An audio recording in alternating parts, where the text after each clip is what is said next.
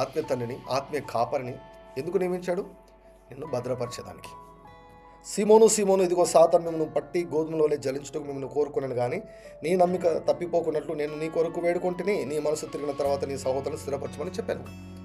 Jesus protected the 11 disciples. 11 మందిని యేసుక్రీస్తు ప్రభు భద్రపరిచాడు. నాశన పుత్రుడు తప్ప, అంటే ప్రభుతో ఎవరెవరు సహకరించారో వారందరినీ దేవుడు కాపాడాడు, ప్రొటెక్ట్ చేశాడు. God has given you a spiritual father to protect you. నిన్ను భద్రపరిచేదానికి దేవుడు నీ ఆత్మీయ తండ్రిని నియమించాడు.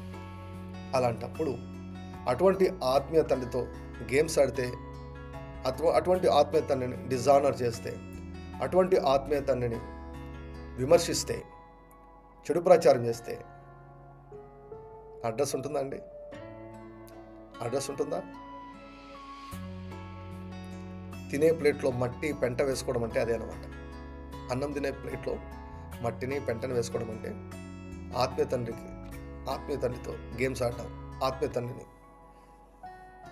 దేవుడు నియమించిన అధికారానికి తిరుగుబాటు చేయడం, చులకన చేయడం, కేర్లెస్గా మాట్లాడడం. Very very serious.